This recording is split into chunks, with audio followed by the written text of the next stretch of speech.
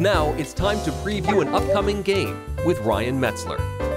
Hey everybody, it's Ryan Metzler here again, and today we're going to do another Dice Tower preview of an up-and-running Kickstarter project. This time we're going to take a look at a card game by Tyler Madison, and that game is called Primary, which is played with cards that look like these.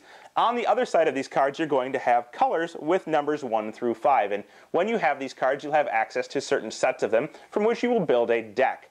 Now, each of these different colors of cards, based on whatever you build, is going to have different options. Orange will be the ability to move cards around from discard piles to other places.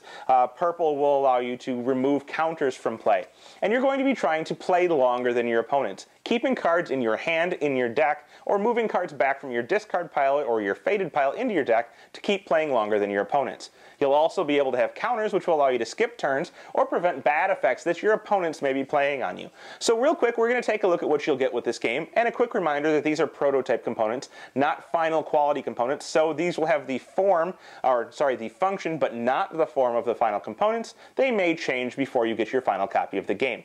But anyhow, we'll see what you get in the game, or what you will get in the game, how the game will play, and then we'll come back here at the end and I'll sum it all up for you. So here we're looking at cards for Primary. Now, you're looking at several different colors of cards. We have the primary colors, we have blue, red, and yellow, and we have secondary colors, green, purple, and orange. Now, here we're looking at different sets of cards. Each of these is what's called a set, and essentially a set is going to be 1 through 5 in a color. 1, 2, 3, 4, 5 here of blue is one set, and we have another set of blue and a third set of blue here. Now, each of these is 3 sets of the colors that are available. When you start the game, you're going to either build your deck in one of several ways. The deck can be built either basically constructed where everybody has access to the same amount of cards. And you're going to choose a certain number of these sets, 1 through 5 of different cards. So I could choose a 1 through 5 of blue and maybe another 1 through 5 of blue. I could choose some red and some purple and some orange and throw them all together to make a deck however I want. And what you're going to do is you're going to be building a deck to your own style. Each of these different colors has a different style associated with it. So, for example, the blue cards are going to be cards that allow you to get tokens, which are basically protection. They let you skip turns, or they're going to let you protect yourself from effects that your opponents are doing to you. Green cards are going to basically be recovery. So these are going to be ways to get cards back, or essentially, move cards around back into your deck so that you have extra cards to play. Things like red are going to be direct attack, where you're going to be using them to make your opponent discard cards or move cards away from their discard pile to what's called their faded pile, which is even more removed and harder to return. So each of these different cards is going to have a different play style, and you can customize your deck with a certain number of sets. 6 is suggested, 6 different sets, in order to customize your own play style. So each player will have access to some sets. They'll take which ones they want to use, build them into a deck, and essentially go head versus head, trying to beat the other players. Now, there are also different types of scenarios. We have team scenarios, where you may have an ally working against another team, and your effects can be used to target them, or to target your opponents in order to best benefit you, your team, or hurt your opponent. Or there's a draft scenario, where everybody will be pulling from the same pool of cards to build their deck. You can also play free-for-alls, or certain scenarios where you're attacking just the person to your left or right. So they've got several different playstyles available here. Real quick, why don't I put together a sample deck, and I'll show you exactly how the game plays, and then you can kind of extrapolate for yourself. So here we've got 2 different player decks built. They look kind of the same right now, but I'm going to go through them real quick to show you the differences. So the first player here has built a card from their sets. They went a little more offensive. They've got 2 different red stacks here. So they chose 2 red sets, red being attacks that are going to let you move cards from your opponent's hand to their discard pile, or sorry, the top of their deck to their discard pile, or from their discard pile to their faded pile, further removed. So they built 2 sets of those into their deck.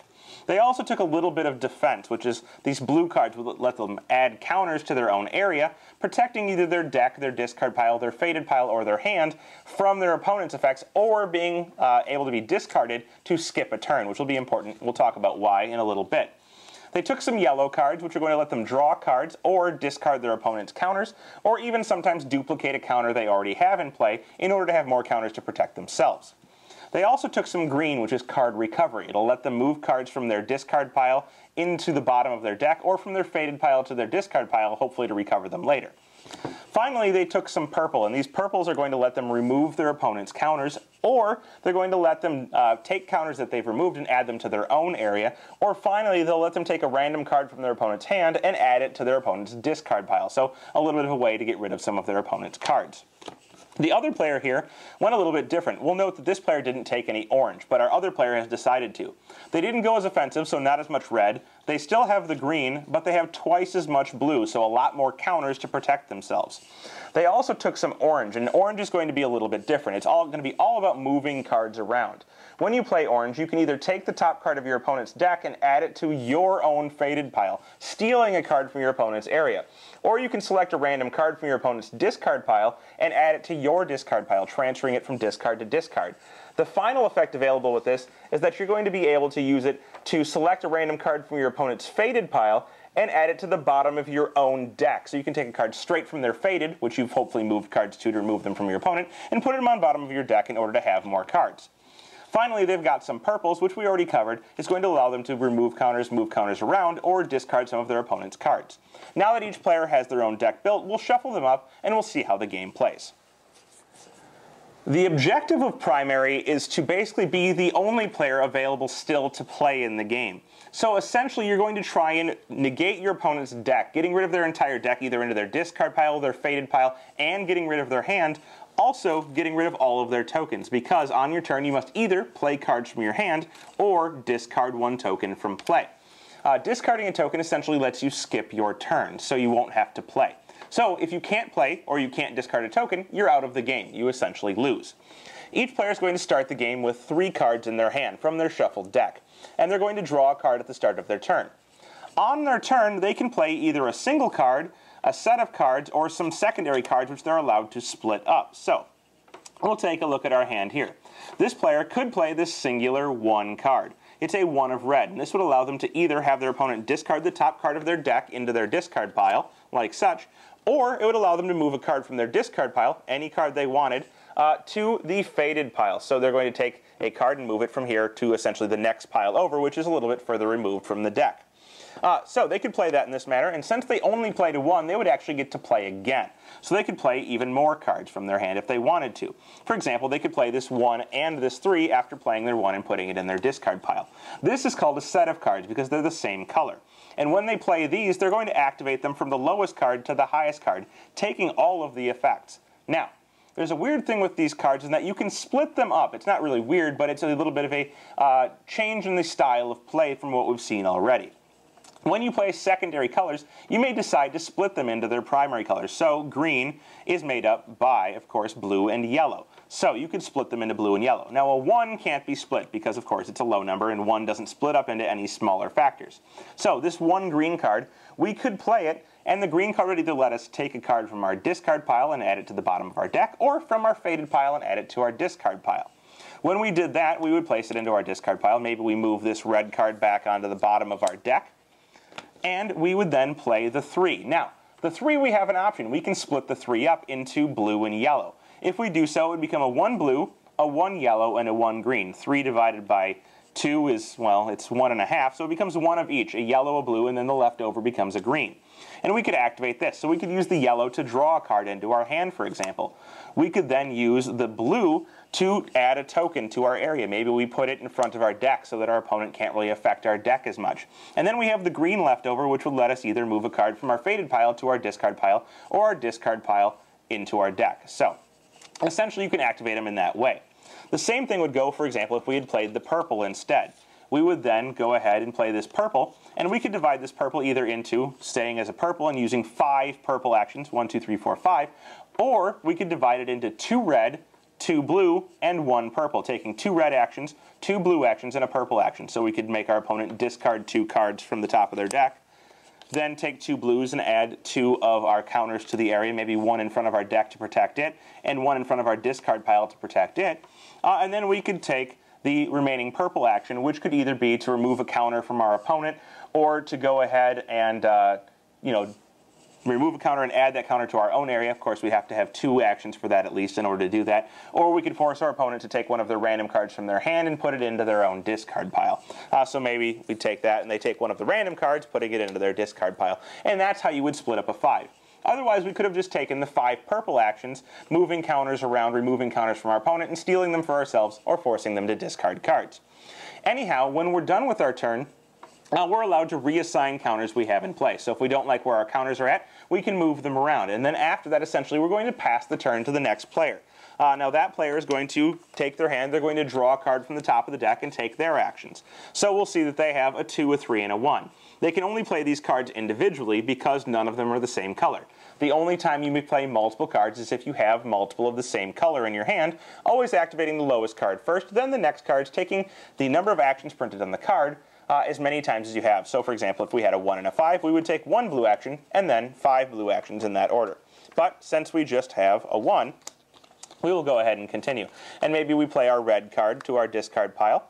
That would allow us to force our opponent to discard a card, and maybe we decide to use the other action to move this 5 from the discard pile to the faded pile. It's a little bit further removed, and now they don't have as easy access to this purple card.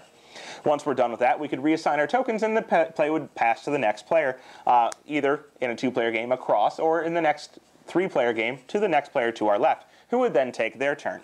Now you're going to continue on in this manner, basically trying to eliminate your opponent's deck and hand, move cards to their faded pile, or steal cards for yourself. Or to generate tokens and use those tokens to skip your entire turn. And if you do that, you don't have to play any cards, and it's basically the same as taking a turn. If at any point you're unable to play cards from your hands and you're unable to discard a token, you will be eliminated from the game. So those tokens serve as a way to stay in the game, even if you don't have cards still in your deck. In addition, anytime somebody tries to target one of the areas that you have a token in front of, you may discard a token to cancel that effect. So if this player played a 2 red in his pile, in order to force me to discard 2 cards, I could discard 1 token, preventing the card discard, and then discard 1 card from here to my discard pile. So it a little bit gives you an option to protect some of your areas, hopefully keeping cards that you need and discarding tokens that you may not. Anyhow, the player who manages to best do this, stay in the game by being able to play cards, or by having tokens to discard to protect their area or skip their turn, will be the winner of Primary. Well, there you have it. That is Primary from Tyler Madison, a game that's currently up and running on Kickstarter and looking for your funding. Now, this game is one that's very customizable right from the start. You're going to have access to your different sets of cards, like I showed you, and you're going to be able to choose, if you're doing the constructed format basically, which one of these sets you want to include in your own deck in order to customize that playstyle. Being more offensive or being more defensive, perhaps you'd like to remove counters from your opponent, or you'd like to steal cards from their deck and add them to your areas. Whichever one it is, you can decide that at the beginning and customize your deck to do so. If you don't want to do the constructed format, you can do a draft, and everyone can build from the same pool, so you can actually see the deck building going on and kind of adjust your deck style to change and adjust to the different strategies of the other players going on. They've even included the team rules so that you can kind of build a deck with your partner in order to try and kind of synergize on how you're playing, and of course try and outplay your opponent. So all types of different options in the gameplay there. In addition, each of the different types of cards has different ways you can play it. Splitting them or adding them together, which I didn't even cover, you can actually play a yellow and a blue card, for example, together in order to make green. So if you have different individual primary colors, you can mix them to make a green. So there's always the option of playing them individually to get their base color effect, combining the primary colors to make a secondary, or splitting up your secondaries to make 2 different primaries and using the leftover actions of those. On top of that, each of the colors has several different effects. So, maybe it's more important for you with your yellow to remove counters from your opponent than it is to draw cards to your own hand. Maybe you already have a good base of cards, so you don't need more. Or maybe with your reds, there's a specific card in your opponent's discard pile you don't want them recovering, so you'd like to move it to their faded pile to protect that from happening. No matter what, there's a lot of variety in this game. I'm sure that they'd love you to check it out. Go see the Kickstarter page, check out what they're offering, and if you like it, maybe even pledge. That is Primary from Tyler Madison.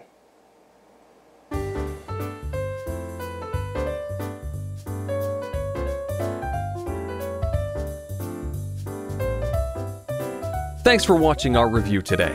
For more information about board games, as well as the #1 board game audio podcast, check out Dicetower.com for reviews, interviews, and more. I'm Eric Summerer, and you've been watching The Dice Tower.